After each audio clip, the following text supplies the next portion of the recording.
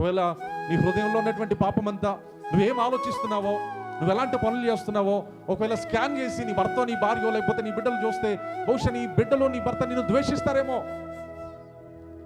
నీ భార్య నిన్ను ద్వేషిస్తుందేమో. నీ హృదయంలో ఉన్నటువంటి ఈ యొక్క భయంకరమైనటువంటి ఆలోచనలో కేవలం దేవుడికి మాత్రమే తెలుసు, దేవుడికి మాత్రమే తెలుసు. నీ ఇరుగు పొరుగు వారికి తెలియదు, నీ బంధువులకు తెలియదు, నీ స్నేహితులకి తెలియదు, నీ పక్కన ఉన్న నీ భార్యకి, నీ భర్తకి, నీ బిడ్డలకి నీ జీవితం ఏంటో తెలీదు.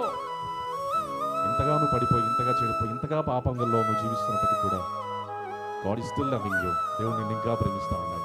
ఎంతగా ప్రేమిస్తున్నాడు అంటే శిలువ మరణము పొందినంతగా, తన యొక్క రక్తం ఇచ్చి నిన్ను కొనుక్కునేంతగా. వెండి బంగారం ఇలాంటి క్షయమైన వస్తువుల చేత దేవుడు మనల్ని విమోచించలేదు, కానీ తన అమూల్యమైనటువంటి రక్తం చేత, నిర్దోషమైనటువంటి రక్తం చేత మనల్ని అందరినీ కూడా విమోచిస్తూ వచ్చాడు.